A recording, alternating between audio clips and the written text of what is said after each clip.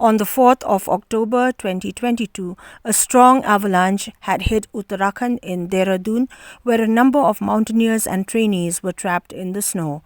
As news of the tragedy spread through the length and breadth of the country, search and rescue teams that include a 14-member team from the Army's High Altitude Warfare School at Gulmarg reached Draupadi ka Danda in Uttarkashi. Sources say that as many as 61 trainees and instructors of the Nehru Institute of Mountaineering were hit by the major avalanche.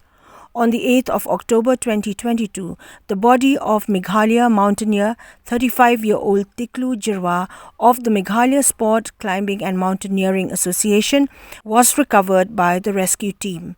It was informed that the mortal remains of late Jyrwa, whose body was identified by his brother, will arrive in Shillong on Sunday after completion of formalities.